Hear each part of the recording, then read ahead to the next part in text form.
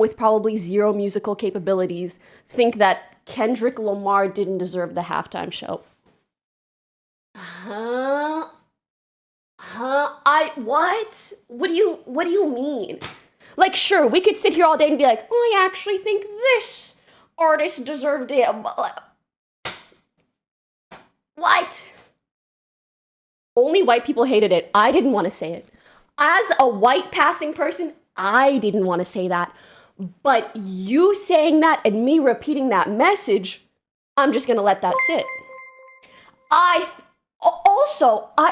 Okay, you know what pissed me off the most, respectfully, too?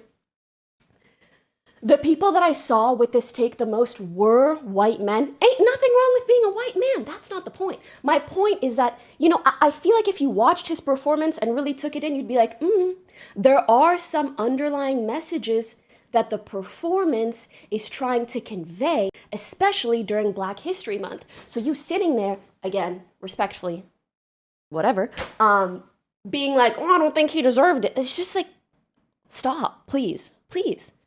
Please stop. Please. Please. Shh. Arrête. Please arrête. And if you don't know what that means stop in French. And Pokimane too. Pokimane. You're a fake twisted. You'd only come at the white people because guess what, Pokimane? You know that's what they're gonna cater to and shit like that. You can't get canceled, come at the white people. Why do you people have to bring race up in general? Why? Keep it to yourself. Kendrick Lamar won 5 Grammys in one night, so he deserved to perform at the Super Bowl. With that being said, you can't be surprised when people make it about race when the entire performance was about how he doesn't like Drake and race. Now, I like Kendrick Lamar, and I was in a living room full of black people, and we thought the performance was fine. It was alright. I think it's just a time and place for everything, and most people don't watch sports to be berated with political messages. I've always heard that it's the fast food, that it's the Diet Cokes, that kind of thing, that is the instigator. Is that true? So I think we have to look at the different causes of obesity as a big pie. And that's one factor.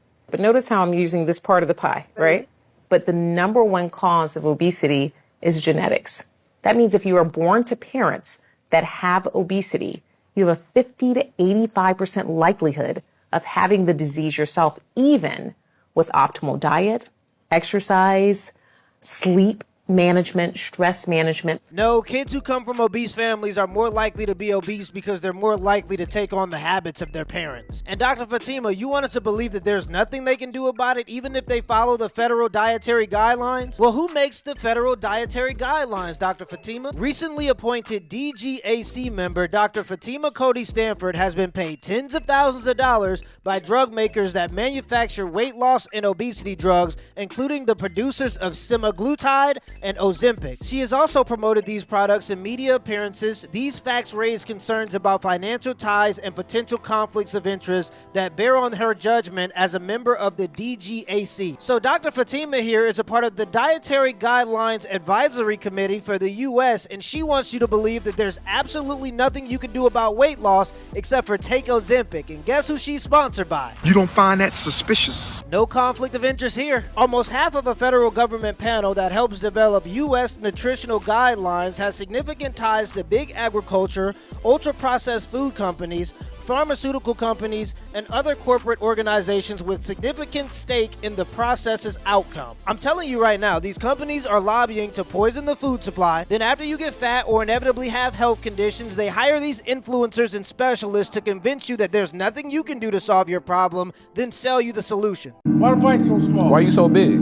You know what, that may be the case, but if they want people to lose weight, why they don't make bigger weight equipment? Well, they don't expect people to get this big. That's the problem. But you should, though. You shouldn't, This though. is America. So you a victim to your surroundings, what you trying to tell me? I live in America, too. I don't look like that. Hop on it, man. Hop on it. They was actually both making good points, but like he said, at the end of the day, the only solution is to hop on it. And if you need some more motivation, here you go. Stop being a bitch and come on. I got slut-shamed by a group of my students last week. I was extremely emotional and I actually had to take about 15 minutes to go cry in the bathroom because I was so disgusted and upset by their behavior. They're probably between ages 13 and 15. They're freshmen, and this girl comes up to me and she goes, "Hey, just so you know, they're saying that your outfit is not appropriate and talking about your ass." And I look at them and I'm like, "Are you actually saying that right now? Are you serious?" And they were like, "No, we weren't," but they were like laughing. I'm not going to infantilize them and say that they shouldn't know, because they should. They're 14. That's fucked up. But the worst part is the school didn't suspend them or reprimand them in any way because I think that behavior is like so normalized and it's dismissed as boys will be boys. But it was incredibly degrading and dehumanizing because I was just wearing pants that fit my body.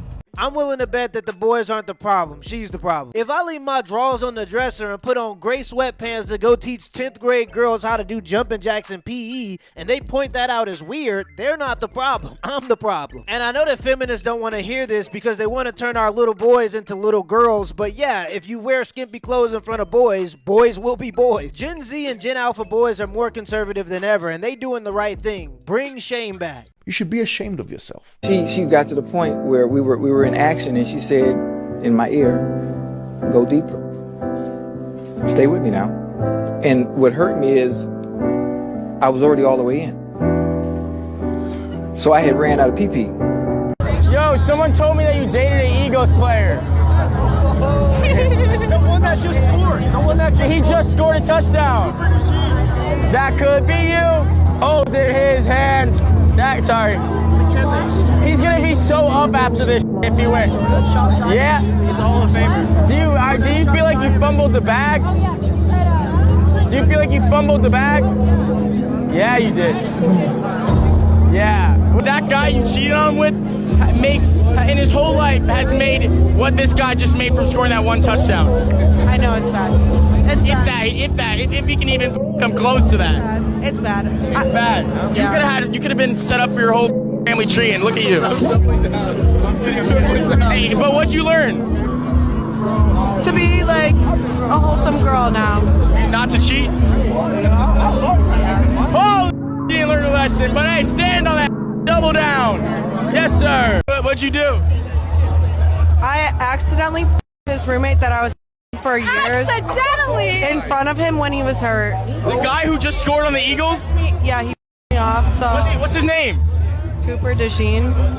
Who? Cooper DeSheen. Wait, what'd you do? Accidentally his roommate that I used to like. But it's okay. In front of him? Yeah, he was on the couch. He was what? On the couch, and his other room was right there. And he was watching? No, he saw me walk out, like walk of shame. Oh my God.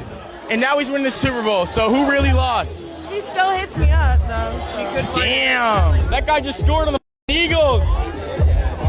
Was that guy worth it? Where's that guy you cheated on him with that? No. Still in school. University. Holy.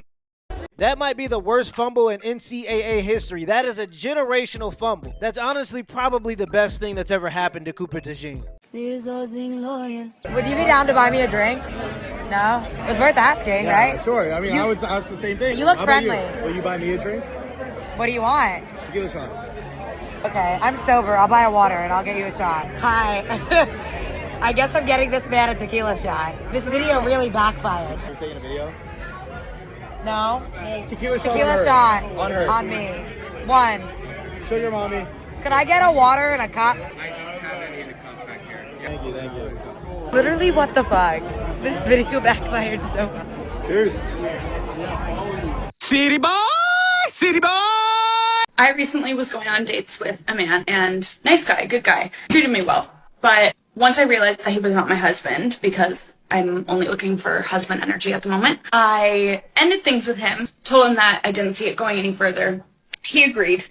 He said that he didn't think that he could make me happy. And while I appreciate that, it was a very kind response, he didn't even try. He didn't even try and say that he, wanted to change, that he wanted to, whatever. I can be manipulated. I will listen to you. But you didn't even try.